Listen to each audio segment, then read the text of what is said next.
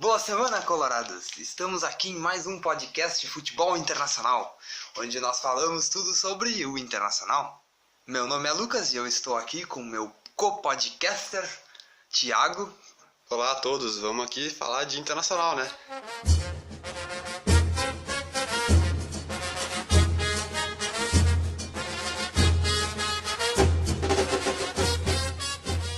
E primeiramente a gente vai falar de Grenal, falar um pouco da repercussão do clássico, como é que o Inter pode se reconstruir a partir do resultado.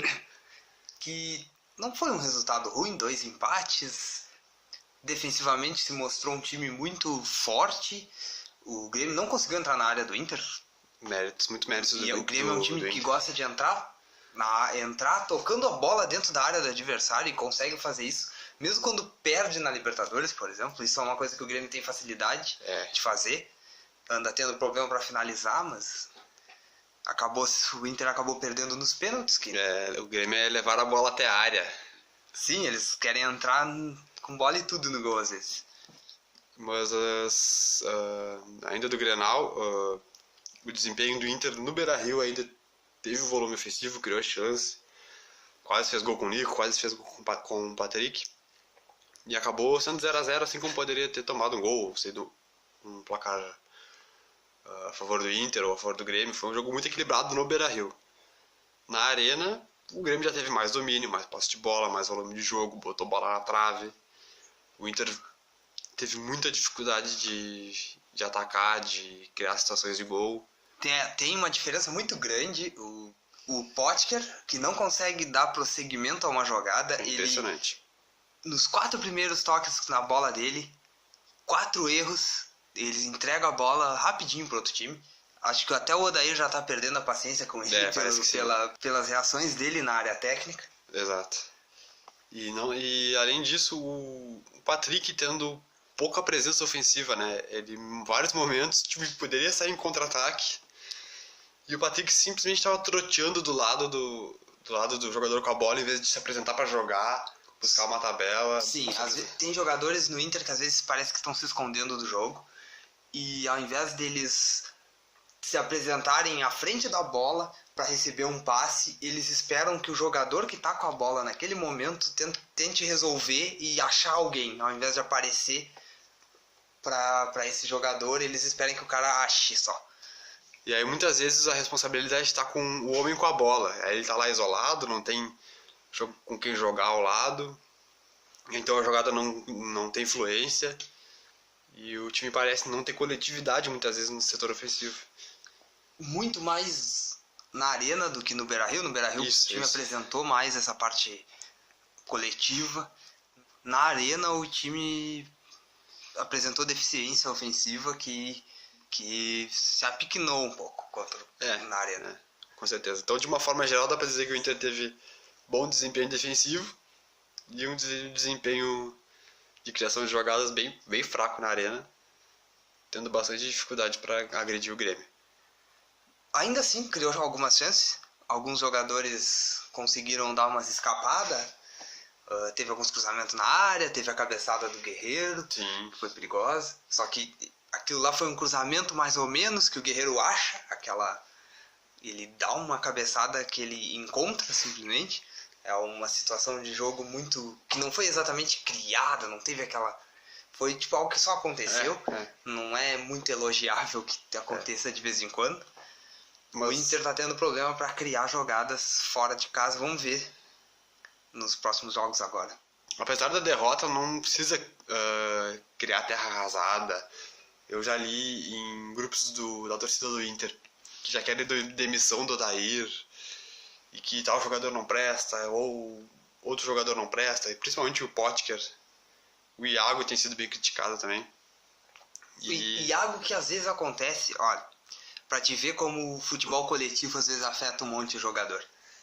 O Iago, às vezes, ele dá umas corridas passando por trás da zaga ou por trás do lateral adversário. Passando da linha da bola, né? Se apresentando pra jogar. Apresenta à frente da linha da bola. Mas ninguém toca pra ele. Ou ninguém aproveita o espaço que ele acabou de criar atraindo um zagueiro ou um lateral. Porque ele passa sozinho e não passa alguém pelo outro lado. Ou ele passa e não recebe aquela bola. Então ele acaba às vezes abrindo um espaço que um erro de passe é aproveitado pelo outro time, e aí parece que ele não tá lá na defesa, por exemplo, que é uma reclamação que tem de o Iago não tá na defesa. Sim. Mas é que muitas vezes simplesmente não deram continuidade no lance em que ele se apresentou para jogar. E o erro tá mais no passe do que na cobertura. Ou na falta de cobertura do Iago.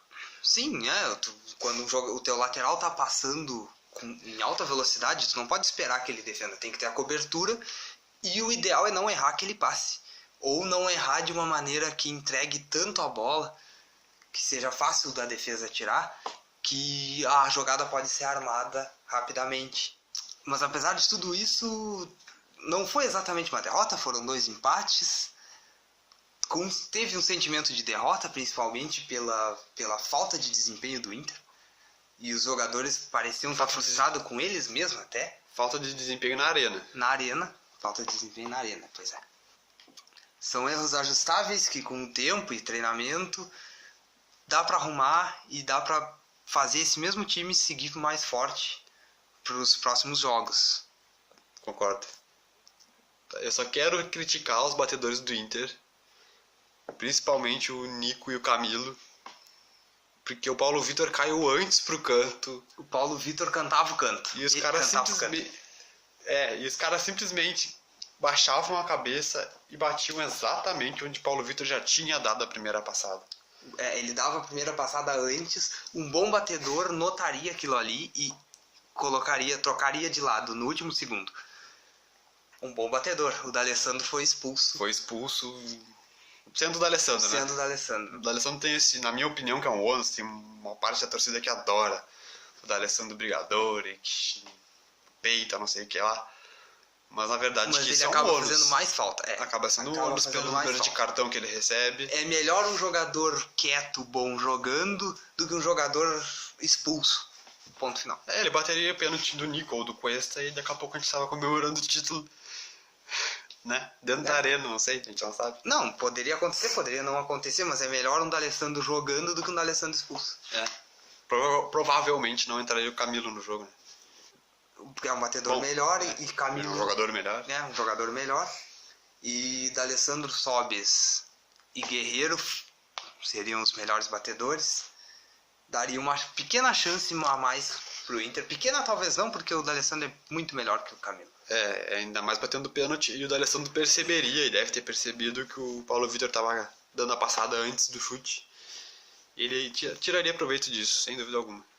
Espero que a comissão técnica do Inter verifique essas falhas e tente consertar nos próximos meses, que não é tão fácil assim, né? Mas é para isso que serve o treinamento. Os caras estão lá para isso. E é o tipo de coisa que não dá pra... que horror. De jeito algum. É foda, o cara perde um jogo brigado daqueles, mas tem que olhar pros próprios erros. Passou, o árbitro errou, teve problema. Pulou por cima do erro de árbitro, vai acontecer. Mas tem que ganhar do erro do árbitro, foda-se. E outra coisa, não tem milagre, né? Não vai cair um técnico aqui caso demitir em cima dele. Caiu um técnico aqui e daqui a pouco o Inter vai estar atropelando todo mundo. Não é assim que funciona. As coisas têm que ter um trabalho contínuo. Basta lembrar de como o Daír pegou o time. Olha o patamar que o time está agora. Evolução existiu nesse último 1 ano e meio, vai. Não sei quanto tempo exato. Então sim. tem que ter paciência. O time do Inter não é as mil maravilhas. Tem dificuldades técnicas nas peças. A criação do Inter é a parte mais fraca. E não dá pra fazer milagre. Não dá pra fazer milagre e por isso que o Inter vai atrás de contratações, né? Por isso que o Inter vai atrás de contratações.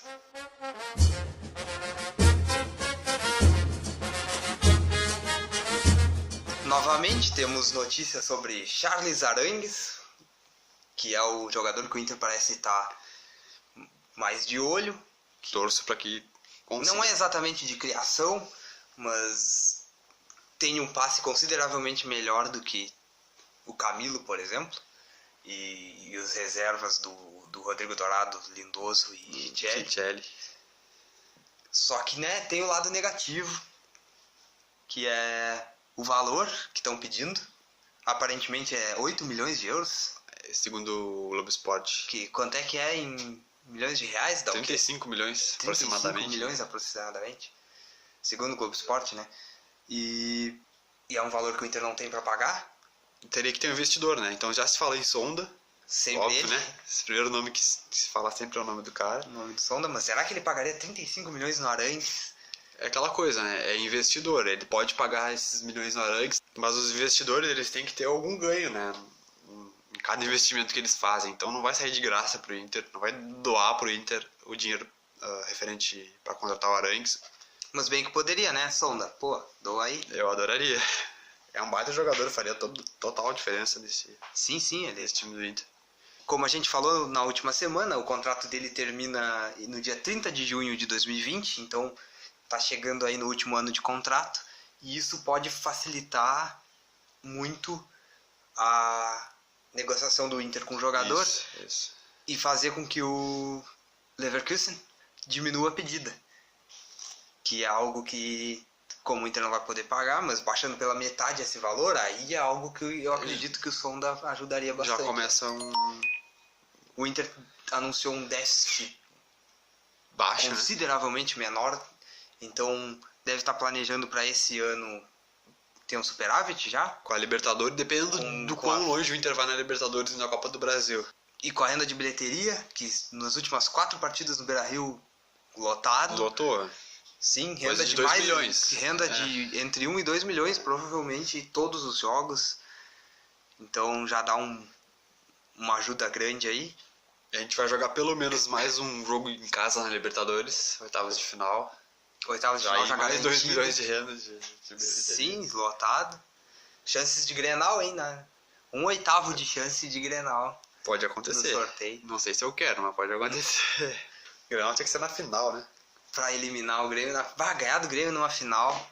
Ganhar do Grêmio em qualquer fase da Libertadores. Sim. Seria... Seria sensacional. Só que assim como seria sensacional pra eles se eles ganhassem do Inter. Exato. Então, Ainda mais com o Renato. não dá pra perder, não dá pra perder de jeito nenhum. Não dá pra perder.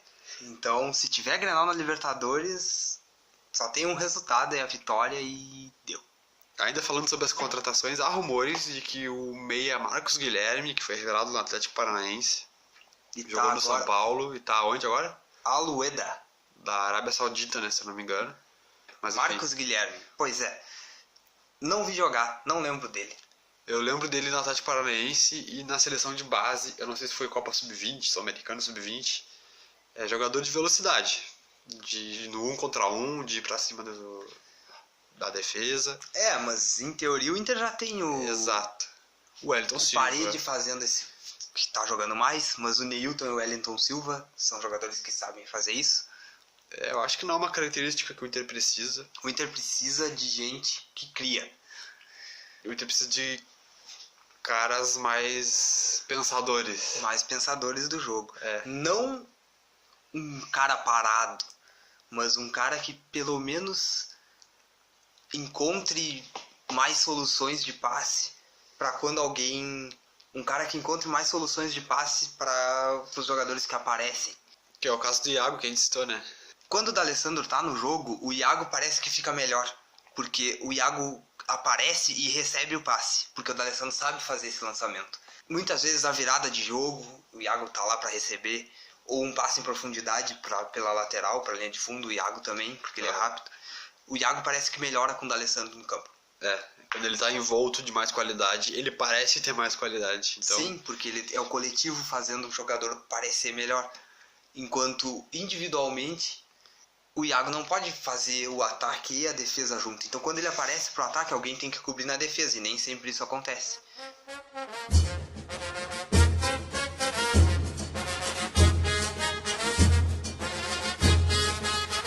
Temos possíveis saídas também. Alguns jogadores menos aproveitados ou que não deram a resposta. Exato, cara. Jogadores que estão em fim de contrato e que o Inter não pretende renovar por causa dessa questão da resposta ruim, né? De forma geral, que eles deram com a camisa do Inter. Que são? Camilo, Jonathan Alves e o Santiago Trellis. Não sei se algum dos ouvintes gostaria que eles ficassem, mas eu acredito que a maioria não vai sentir falta. Não vai sentir falta. Santiago Trellis e Jonathan Alves, definitivamente. E o Camilo, bota guri da base. Não Se é pra contratar esses jogadores medianos, testa os da base. Quando vê o da base, não é mediano. Quando vê o da base é bom. E se for mediano, não gastasse dinheiro de contratação, que esses ou caras... salário mais alto com ele. Isso. Esses caras com certeza são mais caros que qualquer guri da base. Sim. Em termos de salário, né? Não tem muito argumento pra defender esses três, né? Eu não defendo. Não tem como defender esses caras, eles vão embora e vão jogar pro outro time. Ninguém vai sentir saudade deles. E ponto final. Pronto, acabou. Não precisa falar muito sobre isso.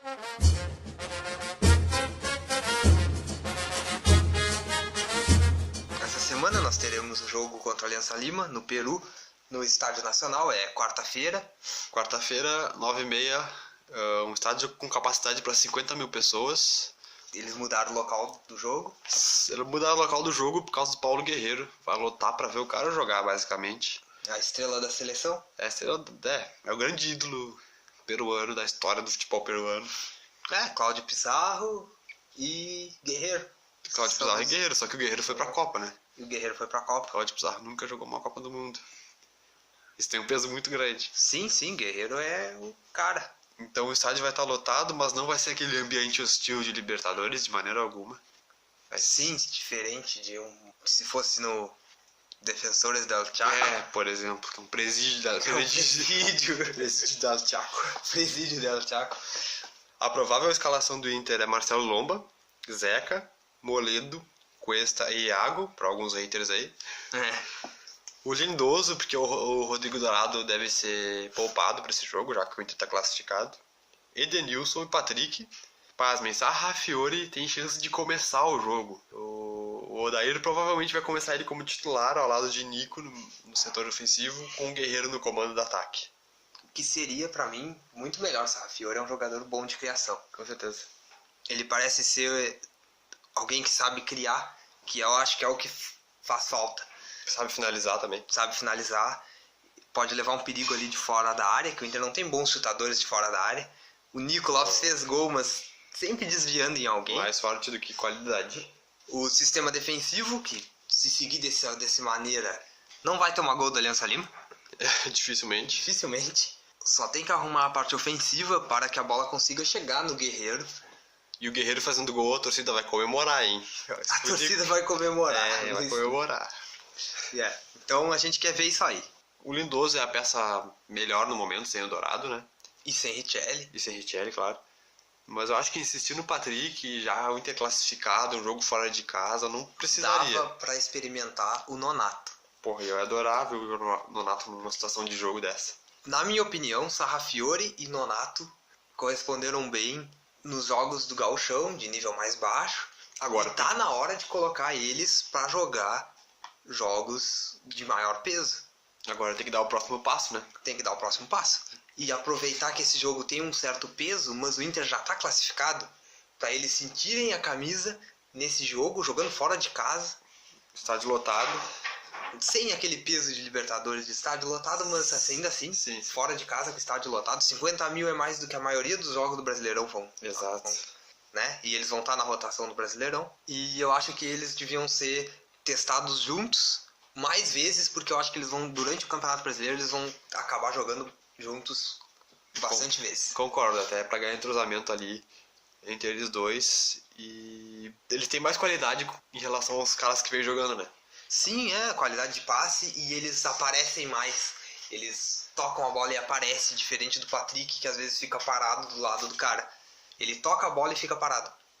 O Patrick tá me irritando profundamente. Ele me irrita nesses... E pra um time que às vezes busca jogar primeiro defensivamente pra sair no contra-ataque, se tu não tem um cara que se aproxima na jogada de contra-ataque, sim, pra que tu quer esse cara no jogo? Sim, tu não tem esse cara que faça essa função no meio de campo, acaba sempre acontecendo da zaga direto pro ataque. Mesmo que seja alguém do meio campo, manda do setor defensivo pro setor ofensivo direto. Isso fez falta no Grenal e pode fazer falta em vários jogos ao longo da temporada. E fora de casa, tu tem que buscar a vitória. Essa mentalidade de, quem sabe, o empate. Como diria o Tyson, buscar o gol. Buscar o gol. Falando em gol, Quantos gols tu acha que o Inter vai fazer? 2-0 vai ser o jogo. 2-0? Guerreiro vai fazer 1, aí o jogo vai ficar meio tranquilo, a Aliança não tem muita qualidade pra fazer gol no Inter. E o Inter ainda vai conseguir espetar mais um golzinho lá. Pois é, eu acho que o Inter não toma gol da Aliança Lima e vai ganhar de 1-0 ou 2-0. Mas eu acho que se o Guerreiro fazer gol, o estádio vai à loucura. O estádio vai à loucura. E do outro jogo do grupo, Palestino e River. Que decisivaço. No Chile, o Palestino é um time difícil, cara, encardido. É um time que sabe jogar com a bola no pé e bota a bola no chão. Que os times chilenos andam fazendo isso bastante, mas são sempre subestimados pelo jornalismo brasileiro. O River vai ter vida difícil, não é vitória garantida. O River vai ter que ser obrigado a vencer, né, pra já ter a classificação antecipada. Tem uma certa pressão, porque se eles perdem, o Palestino passa eles já. E o Palestino joga o último jogo contra o Aliança Lima e o River joga o último jogo contra o Inter.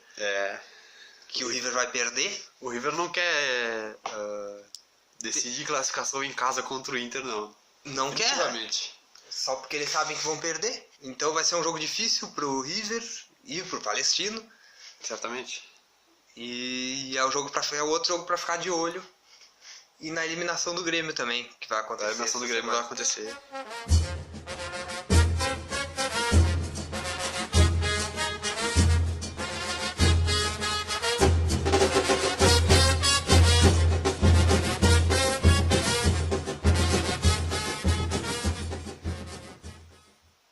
Eu ia cantar a musiquinha.